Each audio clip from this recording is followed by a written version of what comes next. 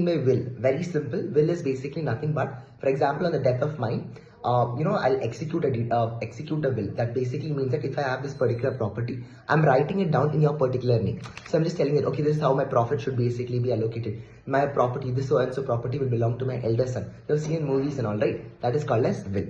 Now, along with it, what do you mean by partition deed? Partition deed is nothing but, for ancestral property. For example, my name is Pawan and your name is Kamal. So now we have if we have an ancestral property, we are creating a partition for a particular property, telling this much belongs to me, this much belongs to you. That is called as partition deed.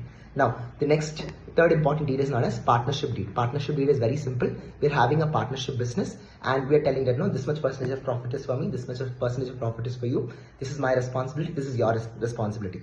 This is called as partnership deed. The last important deed is called as trust deed. Trust deed is very simple. If I'm having a trust, how the profit needs to be allocated, how every allocation plus, how my trust should basically be functioning, everything I'll be mentioning in the trust deed. So these are the very important forms of deed. Now, along with it, couple of bonuses which I would like to explain is about hypothecation deed, which basically means a document when someone pledges as a movable asset. Okay, for example, I'm pledging as a movable asset, but as a security without any kind of possession. For example, I'm taking loan amount from you. Okay, I'm keeping my security as a car. I'm not giving complete possession to you. No, I'm keeping the car with me. Even though I've taken the loan amount from me, I'm telling you, see bro, if I don't pay the amount within the stipulated time, you can take away my car. But until a particular time period, I'm having a particular car still there with me. And this is called as hypothecation deed.